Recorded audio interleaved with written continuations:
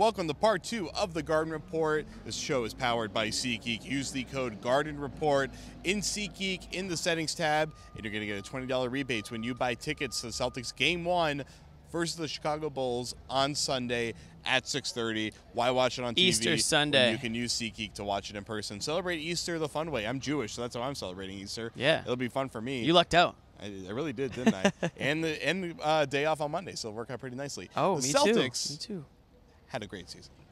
They got first place. place. It was okay. Yeah, it was okay. They won 53 games, which I think was the exact number I predicted, so I'll pat myself Not on the surprised. back here. So let's hand out some hardware here. Going to take the best prediction on the Celtics season. not branded Yours. water bottle awards for the Boston Celtics here. So we're going to hand the MVP award to Isaiah Thomas over here. Oh, the Giving it Celtics to MVP award. 5'7" Jimmy Toscano. You got to be clear. Getting the Celtics 5'7" MVP. Isaiah Thomas Yes. award. So Celtics MVP That's an goes easy one. to Isaiah Thomas because who else was it going to go to? Right. Tyler Zeller? Probably not. Jerebko. Brad Stevens is Coach of the Year. Jonas Jerebko Edged was out Haircut Micah of the Year. Shrewsbury, but yes. Barely edged him out. But who are we going to give most improved to? Who was the player on the Celtics you think made the biggest push forward in their career? There are a couple answers. I'm going to go with maybe the second best answer, Avery Bradley. Okay. I'm going to go with Avery Bradley because I think the thing that he did that I think the guy you're going to say didn't do was kind of improved his all-around game production-wise, whereas where he was averaging over 6 rebounds a game, that's something that a shooting guard just doesn't do. I mean, if you remember the days of Ray Allen, it would be lucky if he got 2 rebounds, you know what I mean? So, and that's a lot of shooting guards. That's not really a knock on Ray Allen. Just guards don't really crash the boards as well. Shooting guards, they're not really tasked to. But Avery Bradley, how many times did we see him crash the boards and put back an offensive rebound for a dunk? It happened a couple games ago, or maybe last game. This guy, I thought, when he was healthy, and if he was on the court more this year, we'd be talking about him a lot more. But he unfortunately suffered a couple of things, you know, the sicknesses. But I just thought, you know, he was a guy that you could really depend on. One of the best on-ball defenders in the NBA. Has to be a strong candidate for first-team all-defense, even with the games missed. So I give it to him. Even though he already was in that team, he still can improve on the defensive end. But his shooting got so much better this year. Shooting, Turned into an effective knockdown three-point shooter. So you're right. I am going with Jordan Mick. No, I'm just kidding. I am going with Marcus Smart. I've written about it this year. We've covered it extensively this year. He has really turned a corner as a playmaking point guard. He's struggled offensively in the last month and a half. So that momentum that he ultimately had, why I couldn't give it to him. Yeah, and I think Avery Bradley is a great answer. I'm going to just throw another one out there so that we can have that discussion. Sure. Marcus really turned his corner as being a really good playmaker and has looked like the best passer on this team for a lot of the year. So he's been One great. of, for sure. One of. I mean, Horford's been pretty great too. So the thing about Marcus that I just want to add to it is that he's improved in the sense where I think he can be depended on down the stretch to not make bonehead plays. Oh, definitely. You know what I mean? Where the first couple years of his career, he was getting too caught up in his frustrations, his emotions, and he would turn those emotions into negatives.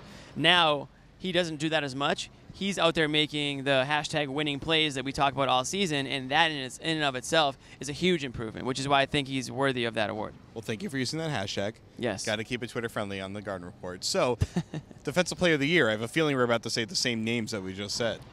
On the Celtics? On the Celtics. Yes. Okay. That's just a there yes. We go. The Celtics, when and throw Crowder in there. Those 3 guys, when they are in a certain mood, they can just make opponents have the worst night of their season. They usually get under their skin.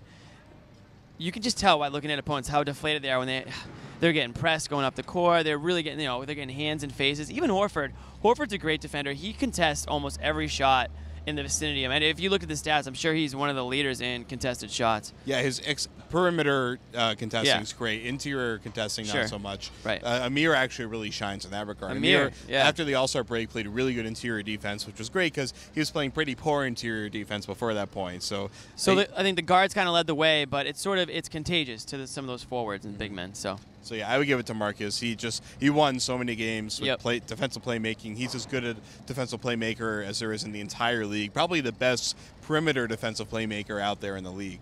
Avery Bradley has touted him multiple times for being a first-team defensive player. And Avery's the best, really might be the best on-ball assignment guy where you assign him the smotherer player. And he's like the Logan Ryan of the Celtics. Exactly. But Marcus is the Devin McCourty. He just snatches the game away. He really does. So we got six-man Okay.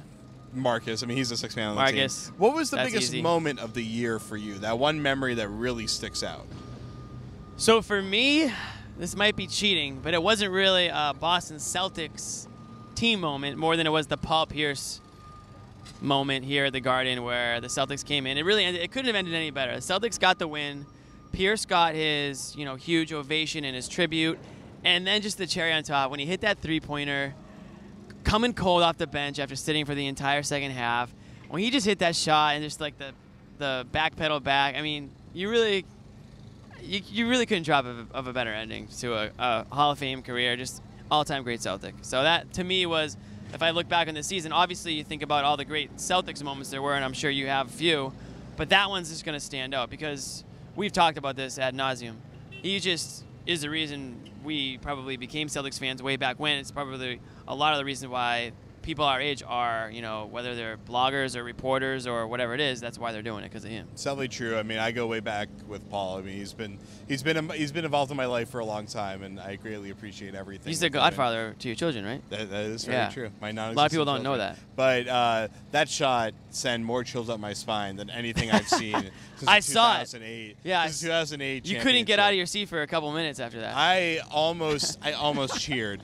I mean, I went like, "Whoa!" Like, are you kidding yeah, it was me? more like I it was almost more wanted like, to are you cheer. kidding me? It was more like that. It was beautiful. It was pure magic. But He cheered. actual Celtics basketball moment, that win in Golden State on March 8th, where they beat them, was it 27-12, I believe, in the fourth quarter.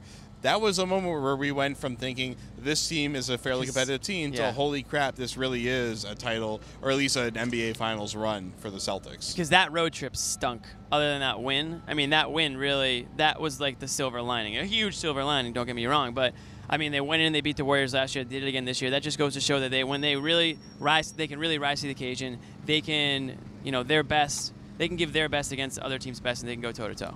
All right, rapid fire. Let's do some NBA awards. Your MVP. My MVP is Russell Westbrook. All right. I know that the stat dorks like Jared over here is going to disagree with me. He knows how to ruin a good thing more than just like all the other stat geeks out there. I look at Russell Westbrook. I know he's probably not the most efficient scorer in the NBA, but I look at what he does from an entertainment standpoint. In basketball, to me, it's not just X's and O's. It's not just numbers. It's entertainment. You're out here on the court. You're putting on a show for fans.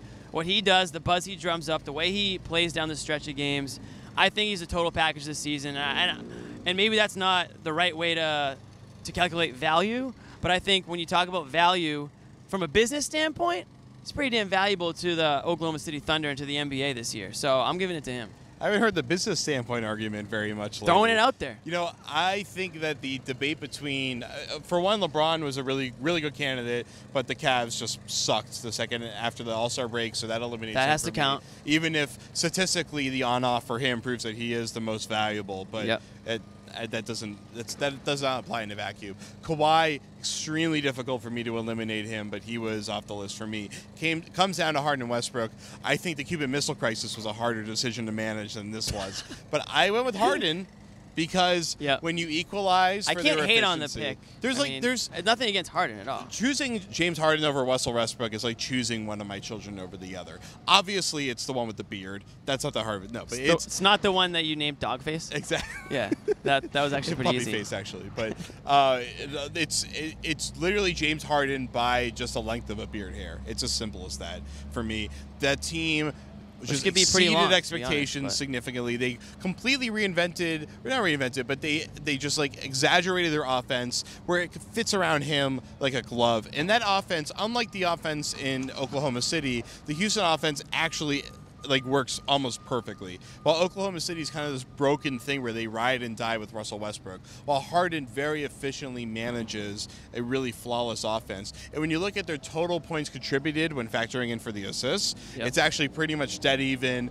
And then the rebounds, we all know that Russ adds 2 or 3 rebounds per game, which is really the difference between him and Harden and their actual raw averages. That the rebound padding definitely gives Westbrook a bit of an advantage there. Not that Harden doesn't do some rebound padding themselves. But I really think that the per-game averages just about equal out for those two guys. And for me, it's just that Harden is built a better team this year. Westbrook holding that Oklahoma team together into a 6th seed after losing Durant is extremely commendable. And these are two of the best seasons that we've ever seen in our lifetime. I mean, in most cases, it's one or the other is a shoo-in for the MVP any other year, but it just so happens that it's happening in the same year this year. I totally get where you come from with Harden. He's having an amazing year. And I don't just get wrapped up in, triple-double, triple-double. Like a meaningless triple-double doesn't mean anything. Yeah, it means something. But we're familiar with those watching Rajon Rondo for a long time. Exactly, that's what I mean. It's like some of those meaningless triple-doubles is just like whatever. But some of those ones that Russell Westbrook was getting were just like, they were awesome. I mean, they really were. And the Thunder, they're not a playoff team without him. I'm not sure if the Rockets are a better team. They are, yeah. If you give him a replacement player, they are. Sure. Replacement player with Oklahoma, maybe. I'm going to say no, but I know what you're saying. And Russell getting all these 50-point triple-doubles has been amazing. But frankly, Harden's been doing plenty of those. It's just about impossible. But the fact that Russell Westbrook said, I'm going to average a triple-double before the season, and everyone laughed and said that's ridiculous, and he freaking did it, man. Is just historic. It's that guy. That's a Babe Ruth calling a shot at a different level. Only thing I'm going to give Westbrook points off for is those weird pregame dances on the bench. His I hand can't dancing's get pretty into bad. I know it's a cool new thing. I want to like it. I just can't do it. He takes it and he makes it look worse somehow. All right, Molly Percocet. We're rifling through these now. Real fast. Defensive Player of the Year. Gobert. Draymond Green.